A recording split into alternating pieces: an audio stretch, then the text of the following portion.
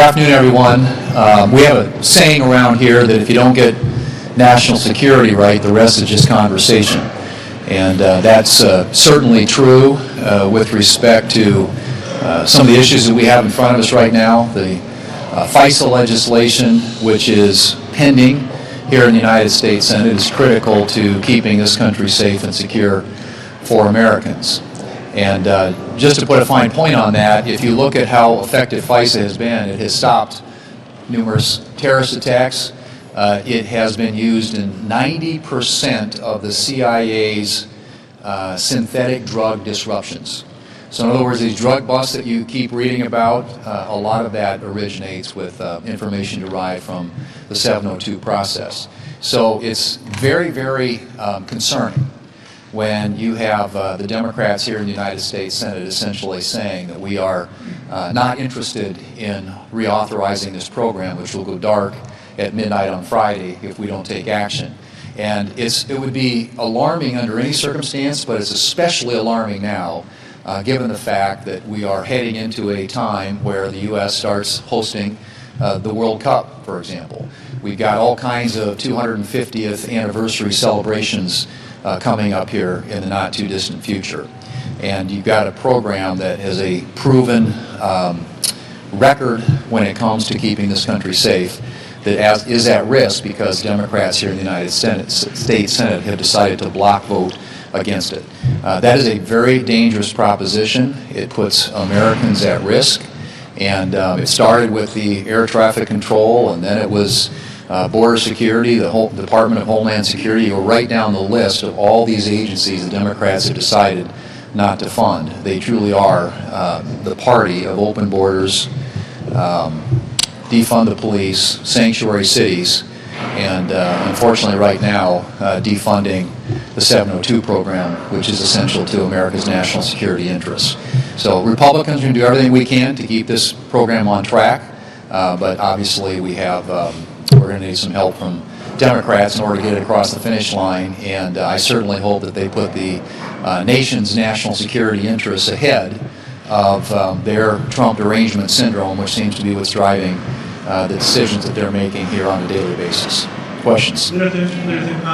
President Trump and his allies have renewed their calls to fire the parliamentarian and pass the SAVE Act. You've been very clear as to why the SAVE Act doesn't have votes to pass and why firing the parliamentarian will create problems here.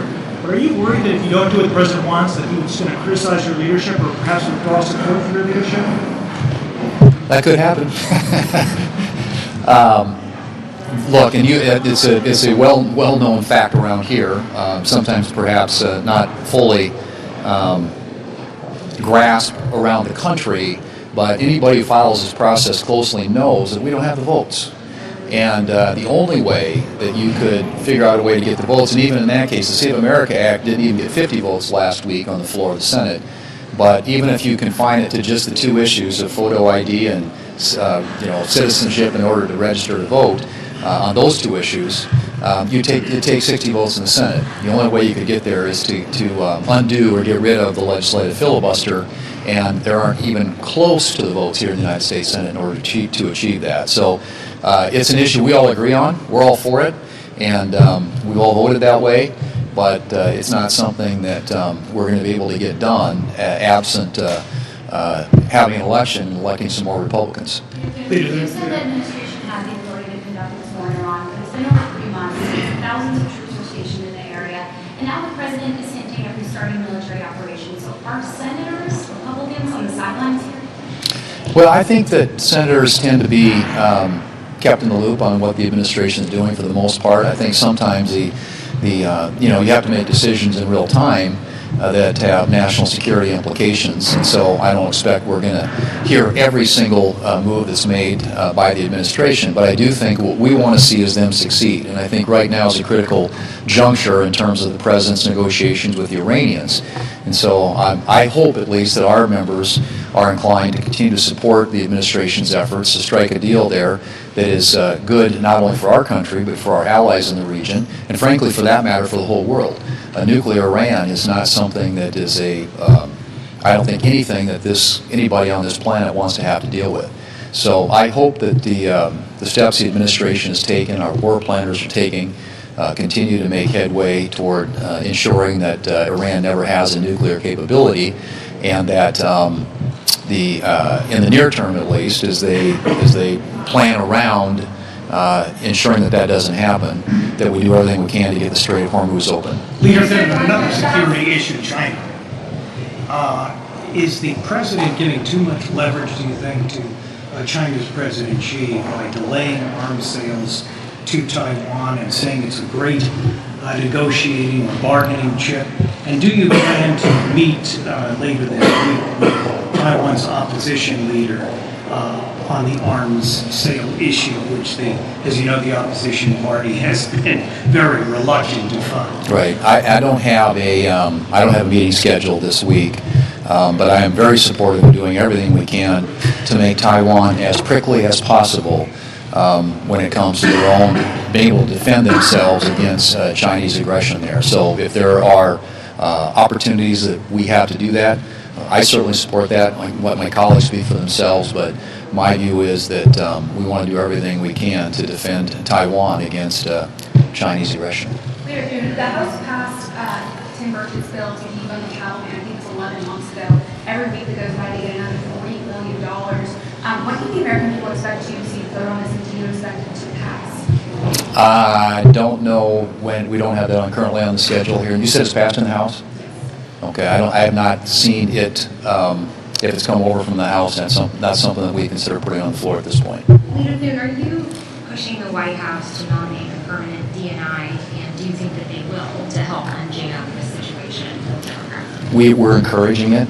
At least I am. I think that getting some certainty and closure on that issue about who that might be will certainly play an important role in unlocking the support that we need to get FISA done. We've got a midnight Friday deadline now.